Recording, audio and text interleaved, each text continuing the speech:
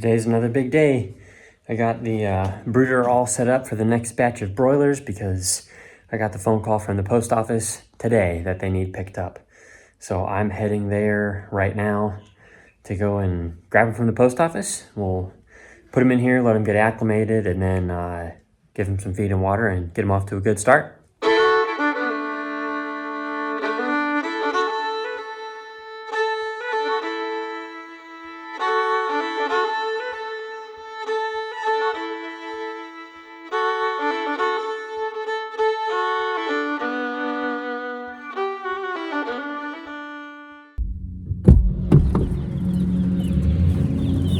There they are.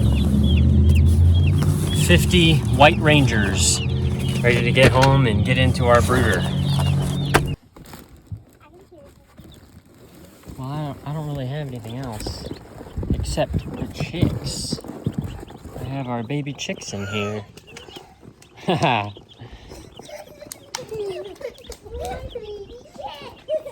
They're yellow. Yeah, they're the White Rangers, buddy. Looks like it. Yeah, they're all alive. I want to get one themselves. I thought you said you didn't want to touch one because. I wanted to touch it. I just didn't want to get the chickens. Okay, hold on just a minute now.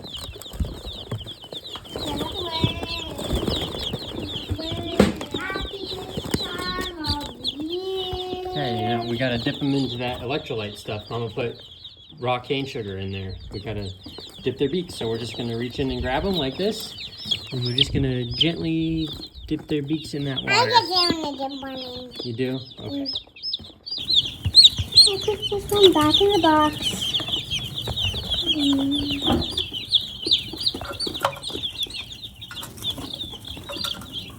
On my toes. Out you go. Don't go under there like it's a cave. Out you go. What do you think you're doing, little guys? What do you think you're doing? Very similar to like what we do when we're moving them from the brooder into the chicken tractors is we withhold feed, give them fresh water, clean bedding, and let them get acclimated to the space, let them figure out where the heat source is, and then after about an hour, we'll come back and put feed in these troughs for them to start munching on the grain that we provide.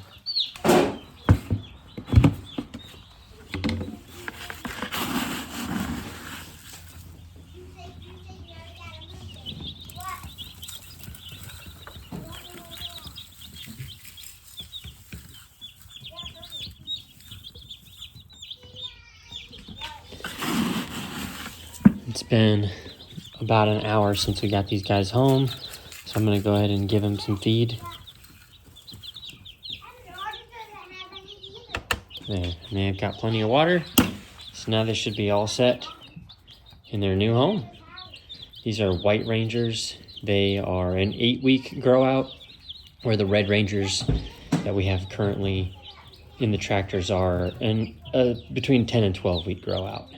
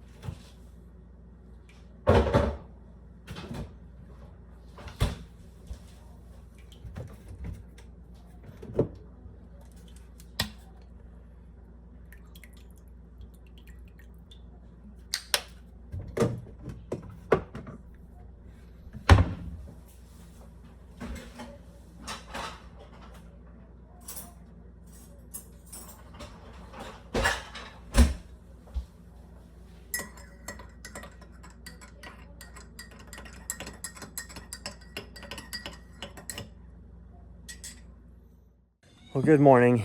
I figured today would be a good day to take you through and show you what morning chores look like when we are at the height of our springtime production. We just got that second batch of meat birds yesterday, so they're in the garage in the brooder. We have the 9 surviving egg layers that hatched in our incubator, plus we have the 44 Red Rangers, Freedom Rangers in our chicken tractors, and we have the feeder pigs, the breeder pigs, and their piglets, plus all the egg layers. So come along as we take care of morning chores before I have to head into the office. The little guys are in here. It was pretty warm last night, so I don't think they needed that heat source, but they're still under it. Got plenty of feed, plenty of water, so I'm just gonna leave these guys alone. They're doing okay. And we'll check on these guys. These are our egg layers, the new ones that we incubated. They seem to be doing really well too.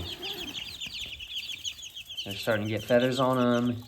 That one gray one's really cool. I don't know what bird that came from, but eventually they'll all be barred, like the Plymouth barred rock chickens. So let's get them some fresh water and some fresh feed. This is what happens when you have chicks. It's inevitable that they kick the wood chips up into the waterers. Not really much you can do about it. You just dump it out. It's good fertilizer in our flower beds. There's a little bit in there left.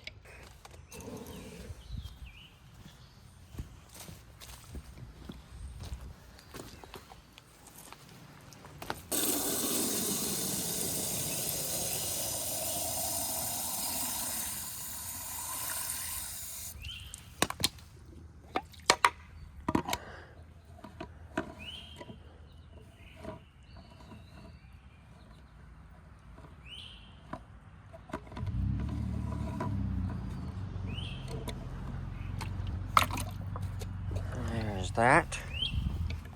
There's only 9 of them in here, and they're little guys, so I think that'll be plenty of water. Let's get some feed for them.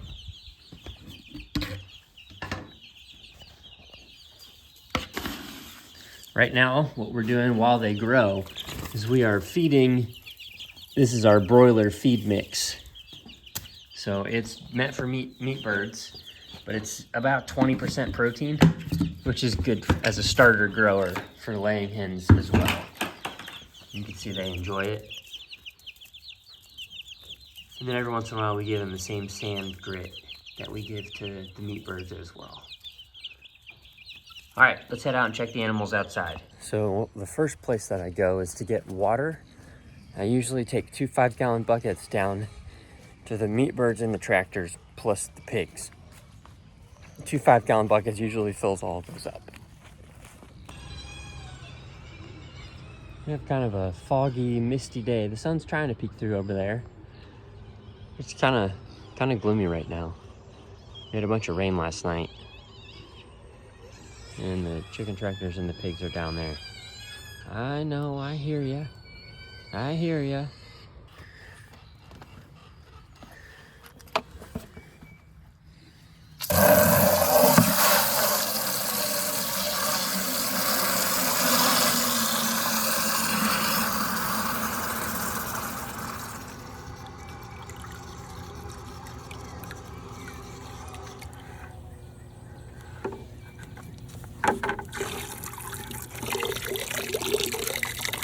There's that.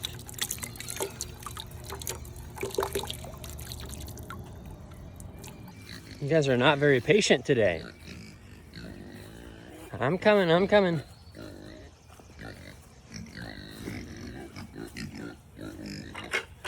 Rosie is about to the point where she is ready to get rid of her piglets. Aren't you? They're picking on you, huh? They're picking on you.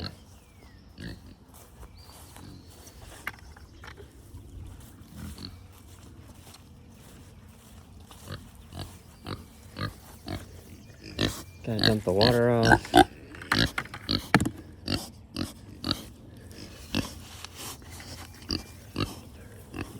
There's one scoop for Miss Rosie.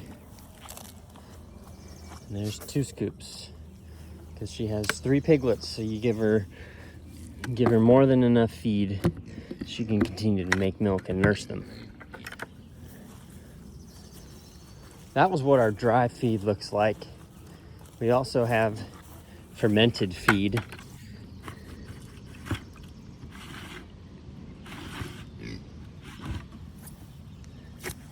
Which is that right there.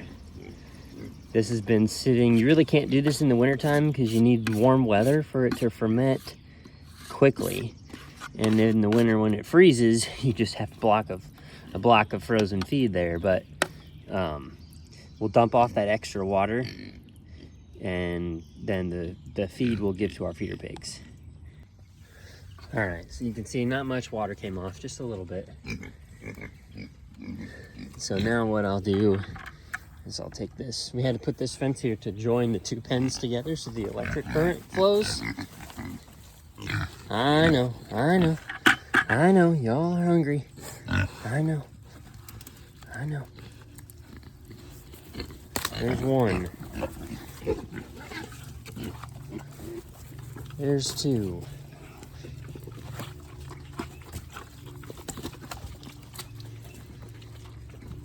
Hey now. Back on up.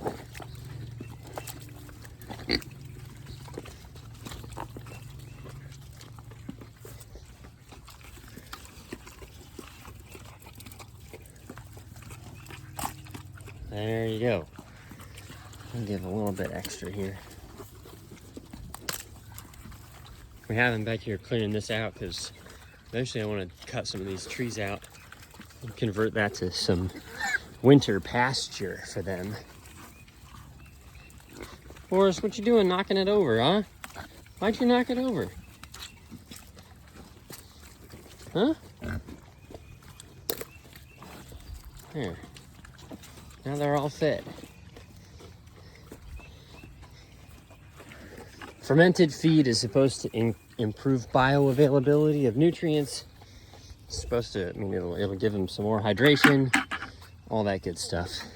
So then when you're done, I just stir that up to make sure I get all the feed particles and then dump that back in. What you want to try to do with these is keep it covered with about 2 inches of water. Otherwise you're just soaking the feed. And then mold and stuff can grow. So this way we got fermented feed. We'll just continue to add water and feed to this mixture and give our pigs fermented feed so that they get the added benefits of fermented goods for their digestive system.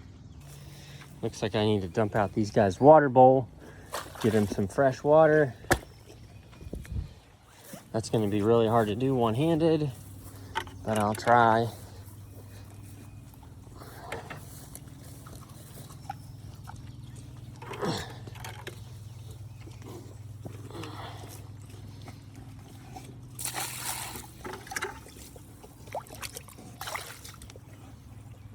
There. That'll be pretty clean.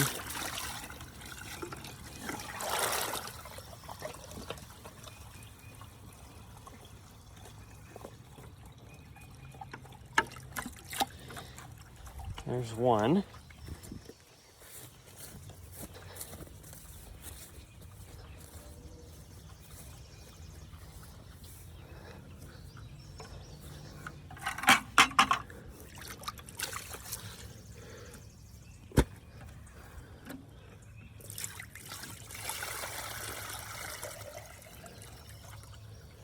Rosie's piglets are nearing the end.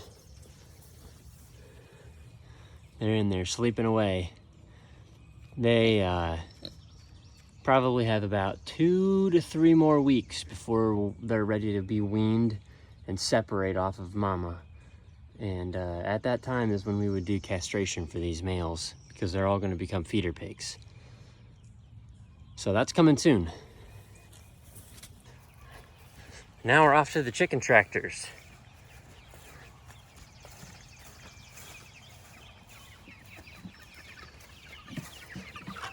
It is so nice that these are light enough that I can just with one hand pull them to fresh grass.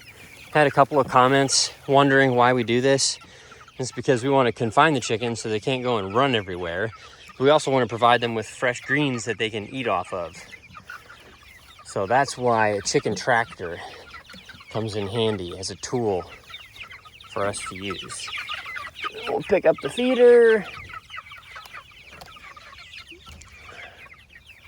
and get the water out. And again, this way, in this design, I never have to go inside. I don't have to go into the chicken tractor at all. I can do it all from outside, which means I'm not stepping on manure, I'm not stepping on chickens, there's no man door I have to open. I can do it all from outside.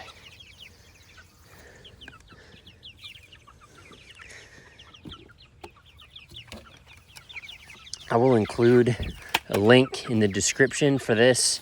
This is our broiler feed. It's a custom mix based on Joel Salatin's broiler feed. It's not exactly the same because I adjusted for different protein levels, but it's pretty similar. And again, just like all of our other feed, we get this mixed at our local mill. So it's all fresh ground, all organic, non-GMO. It's good stuff. These birds are at the point where there's enough of them in this tractor that they get about 4.5 scoops of feed. And then that's what I'm looking for. And then grit on top of it every couple of days. Get rid of some of that water.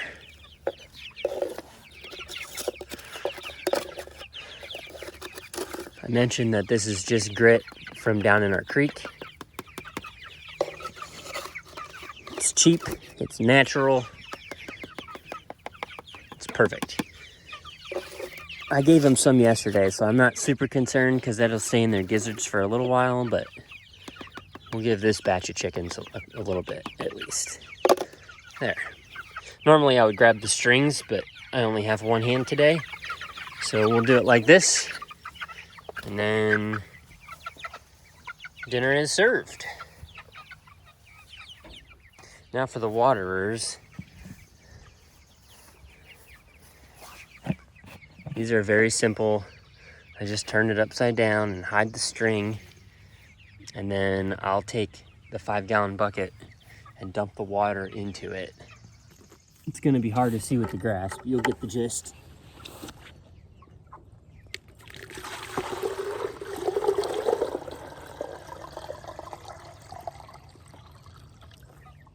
There's one.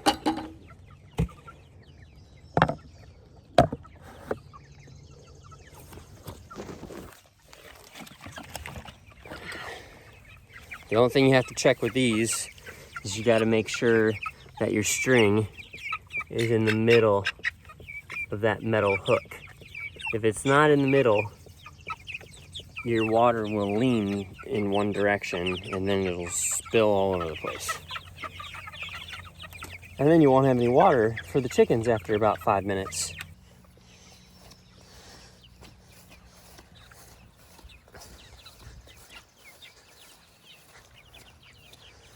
In you go, up on the hook, and then it hangs there for them to enjoy as they need. Now the chicken tractors are done. Last thing on my list is to take care of the egg layers. They have plenty of fresh water from yesterday, so I just need to make sure that they have feed and that they have oyster shell so that they continue to provide us with high quality eggs in good shells. Just dump that excess water out.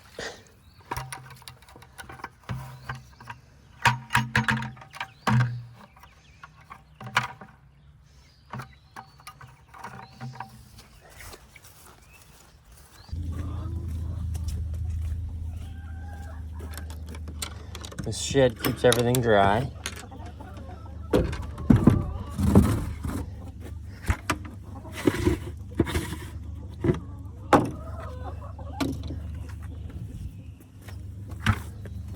And today, I need to fill up these 5-gallon buckets because they're empty. I'm gonna take that off. I'm gonna dish from here into there. This is our homemade layer feed.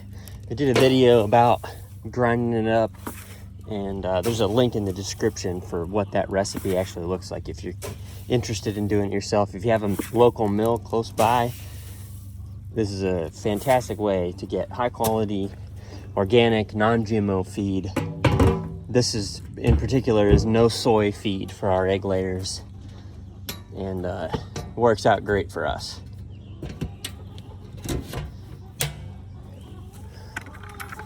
All right,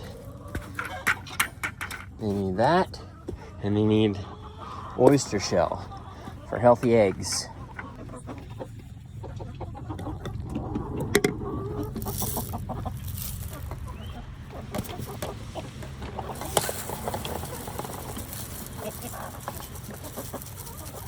That's our free choice oyster shell. They can come get it as they need it.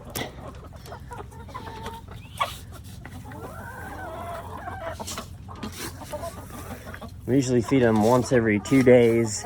If we fill these feeders up, that'll last. The gravity feeders last for quite a while. So these guys are hungry because they just polished up what was left from the past 2 days this morning. They're getting greedy.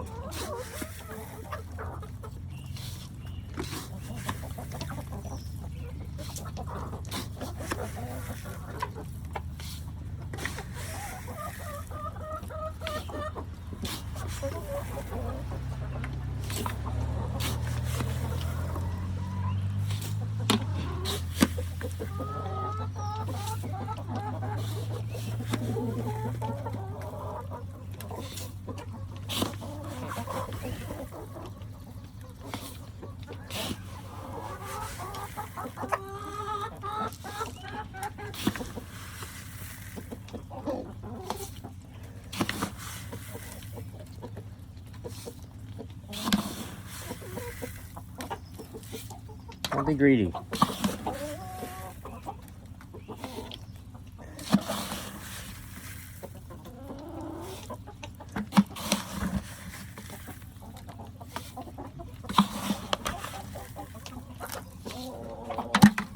There. Morning chores are done.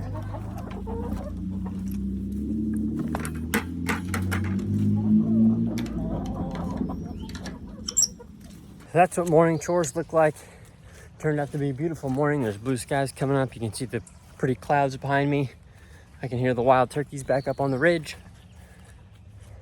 Overall, this time of year is a good excuse to get up early and see what's going on in the world around you before most of the people are awake. I appreciate you joining me. Hopefully this was informative. It's a little different than the previous video, which I'll put above, about what morning chores look like in the winter months. But still, same principle, same idea. Got to get up and feed the animals before you take care of feeding yourself. So I got to head into the office. I'm going to get myself ready for the day. And I hope you guys are enjoying yours.